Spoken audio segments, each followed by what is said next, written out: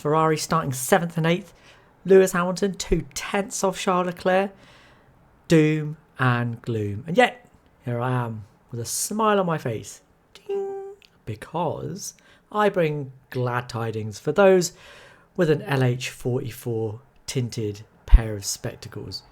Things aren't so bad. Here's why. Let's start with what the two drivers had to say, both sides of the garage. Charles Leclerc seemed decidedly gloomy after qualifying in Melbourne.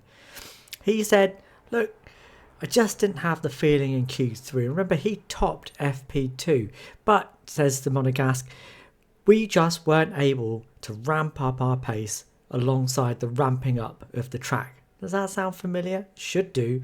That sounds like every Mercedes FP2 to qualifying trajectory of 2024. But Lewis seemed much more upbeat. Look, I'm still trying to work out this car. There's a heap of buttons I don't even know. The engineers are having to guide me rather than me knowing instinctively what I need to do. There is huge potential there. And the headline times seem to bear that out. There is a session on session improvement in Lewis's pace compared to Leclerc, where Leclerc didn't really progress so much in terms of his outright pace. Yes, he was quicker in his final Q3 run than he was in his Q1 and Q2, but it wasn't the seismic difference that you saw between Lando Norris getting over a second between Q1 and Q3. But Lewis seemed to have gained some pace. He was 4/10 off in that fateful FP2 session, and yet only 2/10 off by the time we crossed the line for Q3. So what does the telemetry tell us? Because that really is where all the information lies. And I've got 3 corners to look at in FP2 and then in Q3. So we're going to look at turn 1, turn 6, and the quick corner. That's, I guess, what I'm going to call turn 9 and 10 now, because they're not turn 9 and 10 anymore. But you know what I mean. So let's have a look at turn 1 in FP2, because it does highlight a little bit why Lewis has got better. So this is the FP2 trace. We can see Charles has a really distinct style. He comes off the throttle earlier than Lewis, but he also brakes much earlier. There's much more of an overlap between throttle and brake on entry.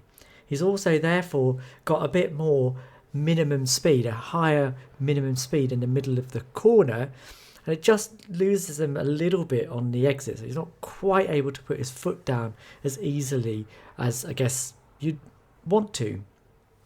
Lewis, on the other hand, brakes much later, much harder, but there's less overlap between the throttle and the brake, certainly on entry, and he spends much more time off the throttle mid-corner. And you can see that in the speed trace there as well, that Lewis in the white here has a much lower minimum speed than Charles does in red. Okay, let's fast forward to Q3, and things have changed. The traces look much more similar. Lewis is braking and applying his throttle much more in line with what Charles is doing. Leclerc still has much more overlap, but it's on the exit this time. Again, I think that's just so that he can rotate the car but still maintain a bit of minimum speed in the middle of the corner. Whereas Lewis has a bit of a delay between coming off the brakes and then applying the throttle, but he applies the throttle aggressively.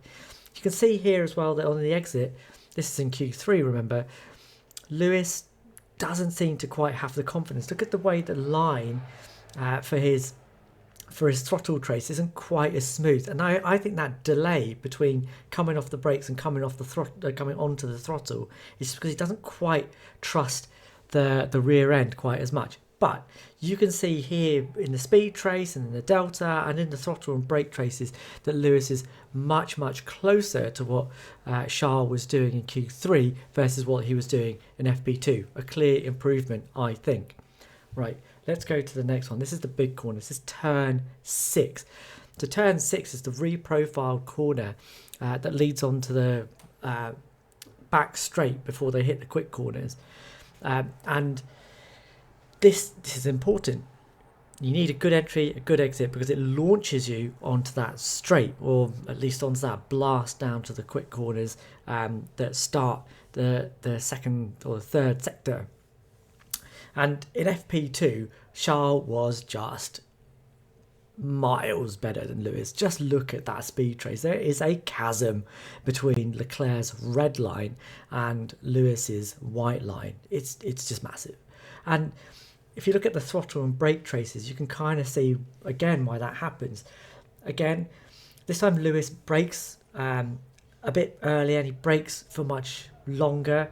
His throttle is far more off than Leclerc's. He just doesn't look like he's happy to really push it in that corner.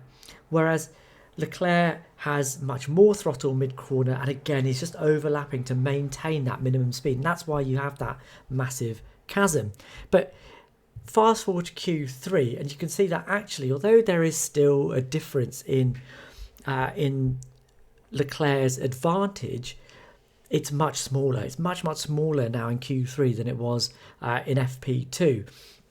And that happens for a couple of different reasons. It's still not the best corner for Lewis, but it is closer. Leclerc is still overlapping the brake and the throttle on entry to get the car rotated. So he's able to get on the throttle much earlier and maintain that higher minimum speed.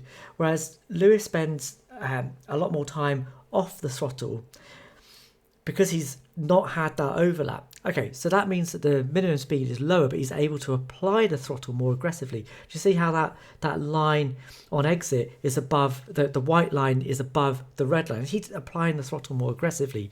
But unfortunately for Lewis, even in this corner, that difference in style doesn't compensate for the higher minimum speed that Charles is able to achieve with that overlap. And I think that maybe is something that Lewis might have to adapt to, maybe introduce into his game, or be more aggressive with that transition from throttle to brake to throttle again. Let's have a look at the quick corner. I know I'm calling it the quick corners because I still haven't quite worked out where on the lap this is. But here we go. This is FP2. And you can see here that there's quite a difference in the way that these two drivers approach it. So Lewis has one big braking moment into the corner. Big overlap between throttle and brake on the exit. So he's using that rotation this time in the same way that Leclerc is, to maintain a high minimum speed and to just balance the car as he's going through that second part of the corner. He's able to then apply the throttle much more progressively as he goes down the straight on the other side. Charles, on the other hand, takes two big stabs at the brake pedal, once on the way in and once in the middle of the corner as well, again to get that rotation. But he's much less progressive on the way out. I want you to just pay attention to the minimum speed here. It's all the way down at nearly 240 kilometers per hour. Fast forward to Q3, and actually, overall, both are much quicker through this section. You can see the minimum speed is now closer to 260, not a lot closer, but it is a bit closer to 260 than it was to 240 in FP2.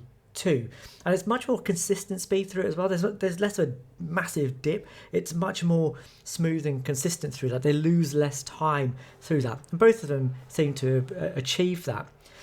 Lewis has this time compressed his single braking into a much smaller period of time, and Leclerc still has his two stabs. That seems to pay Lewis back a little bit in that he's able to apply the throttle much earlier, much more progressively than Charles is, although the minimum speeds are still in Leclerc's favour. So that overlap of having the throttle and the brake applied at the same time seems to allow Charles that little bit more balance, confidence in the middle of the corner, a higher speed because the throttle's still applied. That means he can maintain that speed, whereas Lewis is much more off the throttle completely, stab the throttle really hard on exit. So there you go.